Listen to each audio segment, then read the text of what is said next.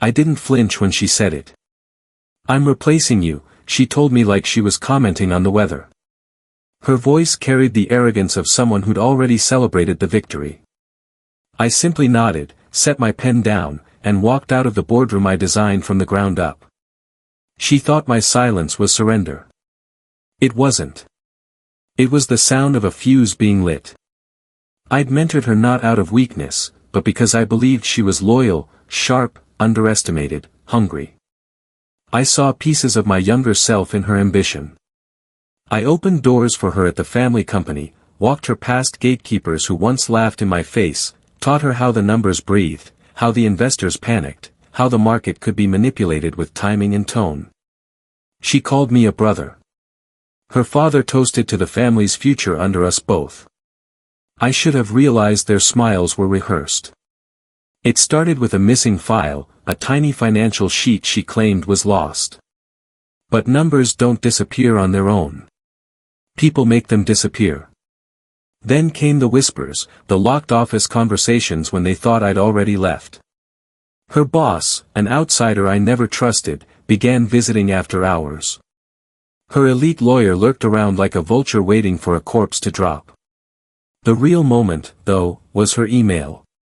The one she mistakenly forwarded to me at 2:13 a.m. Subject line: "After we remove him, we can restructure everything." Remove, not demote, not transition. Remove. That's when the pain vanished.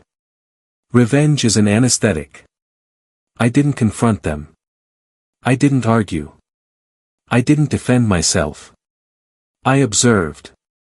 3 weeks of silence. 3 weeks of letting them think I was oblivious, defeated, aging out of relevance. Meanwhile, I moved in shadows. I transferred silent voting rights from dormant stakeholders, people they forgot existed. I collected every financial discrepancy they'd buried. I traced the fraudulent bonuses her boss funneled to offshore accounts.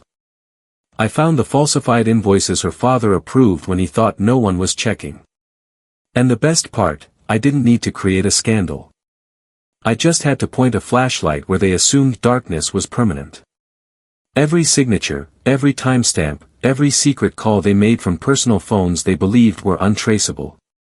I had it. Some revenge is loud. Mine was administrative. When she told me I was replaced, she believed she owned the narrative. She had no idea that at 3:45 that same morning, a secure file landed on the desks of the federal auditors, the tax authority, our shareholders, and my personal favorite, the board's internal ethics committee. Her boss's financial crimes on the front page. Her father's misuse of company funds attached and highlighted. Her own emails conspiring to push out original shareholders. Timestamped, cross-referenced, irrefutable. I slept like a child that night. At 6:12 a.m., my phone vibrated non-stop. When I woke, the notifications filled the screen like confetti. 85 missed calls from her father, 25 from her boss, 185 from her lawyer. They weren't calling to negotiate, they were calling to beg. I turned the phone face down and made coffee. They cornered me at the emergency board meeting, each one looking like they'd aged a decade overnight. Her father's voice cracked first. "You blindsided us." "No," I said calmly. "You blinded yourselves."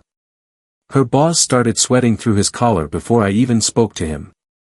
He knew prison was in the room with us, sitting comfortably at the table. And her? She looked at me like she finally understood who I really was. "You set this up," she whispered. I leaned back, studying the reflection of the collapsing empire in her eyes. "No," I said.